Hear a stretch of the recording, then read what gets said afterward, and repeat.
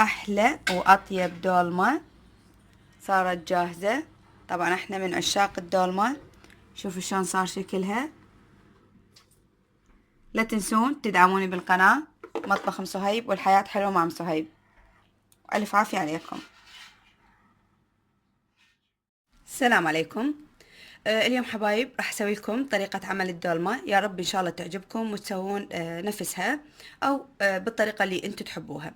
اليوم انا راح اشوفكم المواد اللي استخدمتها، وطبعا كل شيء مستخدمته اكيد الكل يسوي نفس المواد. شغلاتها بسيطة ومتوفرة ان شاء الله عندكم، والله يرزق الجميع يا رب. قبل كل شيء لا تنسون لايك واشتراك ودعم للقناة.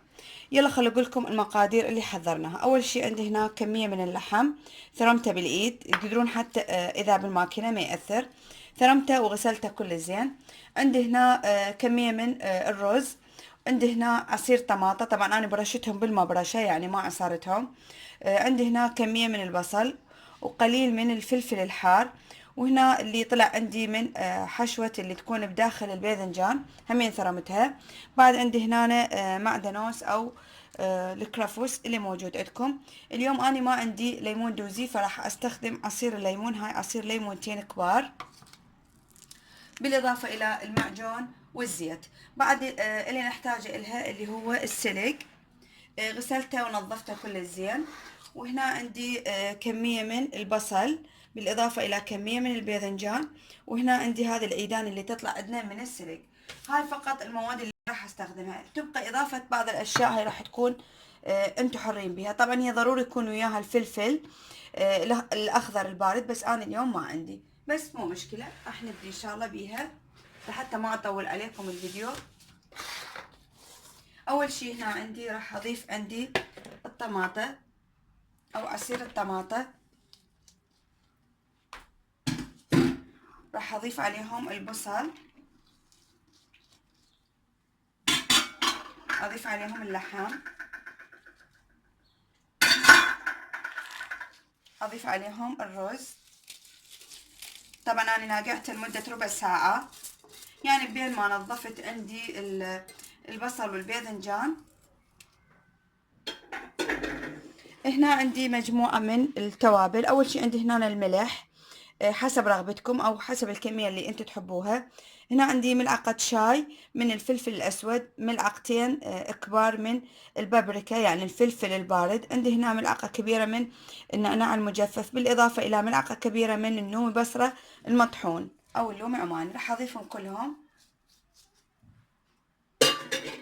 طبعا انا بالعادة ما احب اضيف مواد كثيرة على الدولمة، يعني بالنسبة للبهارات احسها تروح لي طعمها. وراح اضيف عليها عصير الليمون، طبعا ليمون فريش اليوم لانه ما عندي ليمون دوزي. وراح ارجع اضيف لها الزيت، ومو هواية، خاف احد يشوفه يقول هواية لانه انا درتهم مباشر. وراح اضيف لهم بعد معجون الطماطة.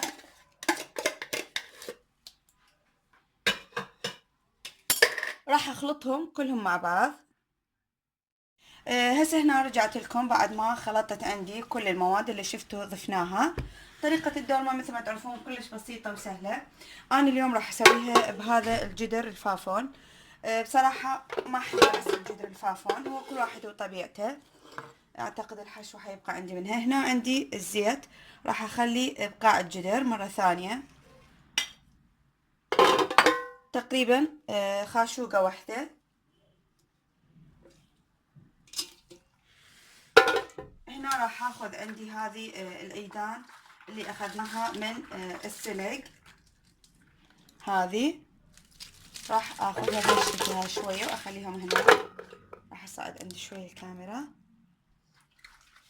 راح نضيفهم بقاعده الجدر.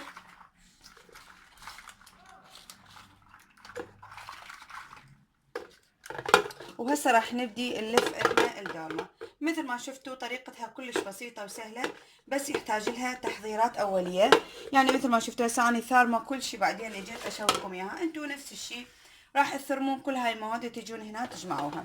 أول شي راح أبدي بالبصل.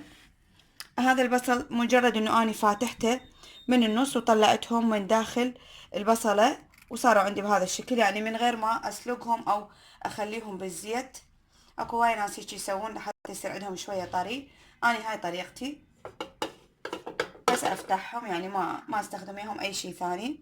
وهسه هنا راح ابدي الف عندي الدولمة.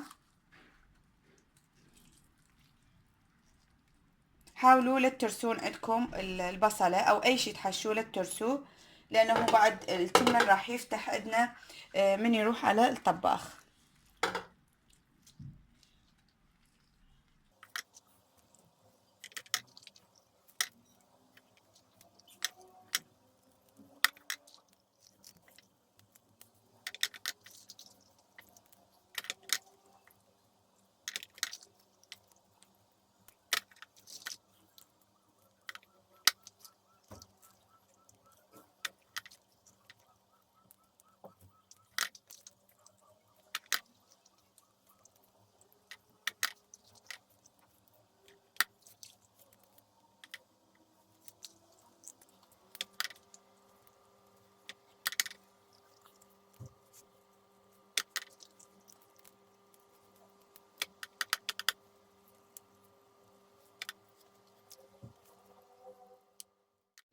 هسه هنا راح ابدي بالسلق. دائما نحاول انه احنا نكسر عندنا هذا المكان الأضد اللي يكون بداخلها، ونحشي على الداخل هالشكل. بعدين نطويها ونلفها بهذا الشكل، ونبدي هنا نخليهم كلهم. هاي هنا للداخل نخلي بيها الحشوة، نطوي الأطراف ونبدي نلفها بهذا الشكل.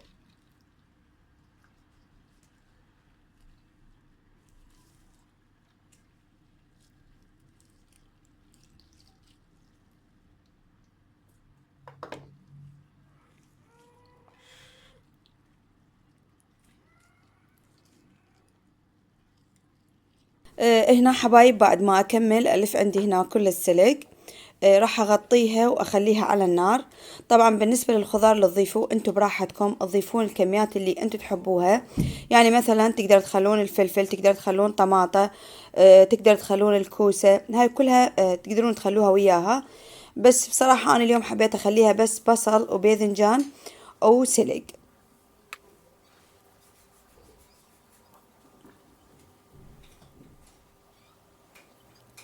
دائما نحاول انه احنا نحشي السلق من الداخل. ان شاء الله يفيدكم بهاي الفيديوهات، وان شاء الله ما تنسون دعم القناة ونشرها بكل الجروبات او اماكن التواصل اللي حضرتكم بيها. ولا تنسون تتابعوني على الانستغرام. هسه انا حبايب بعد ما كملتها ولفيتها والحمد لله والشكر، يعني حتى الحشوة مالتها باعوا اجت وياي وزن كلها. صارت عندي زيادة، خليت هنا شوية. هاي اللي زاد عندي من الحشو. هسه اللي راح اسوي شنو، راح اغطيها باي طبق. يعني انا حغطيها بهذا الماعون هنا او اي طبق موجود عندكم. اضغطها شوية، بعدين اغطيها بالقبض مالتها او الغطاء مالتها، وراح اوديها على النار.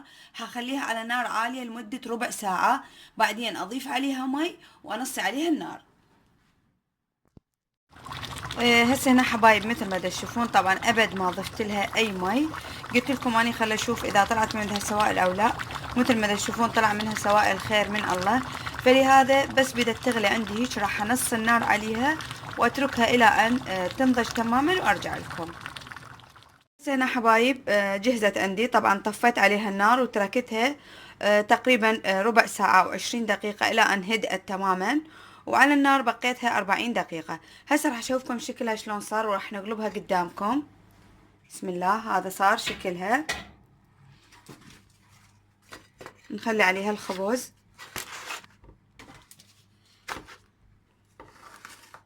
الصينية فوقها. لا، خلي الصينية فوقها بعدين أقلب. مجال عمود البردة. تمام. هاتي البردة يلا. بسم الله الرحمن الرحيم. يا الله.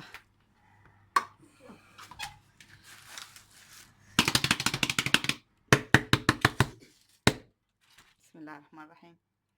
ارفعها عادي هسه. بسم الله. صلى على محمد وآل محمد. بسم الله الرحمن الرحيم. وهاي صارت دورمتنا لليوم، إن شاء الله يا رب تعجبكم وإن شاء الله تجربوها. طبعا ما أحكي لكم الريحة خرافية، يا رب إن شاء الله تعجبكم وصفتنا لليوم. ولا تنسون لايك واشتراك ودعم للقناة. أحبكم غالياتي ومع ألف سلامة.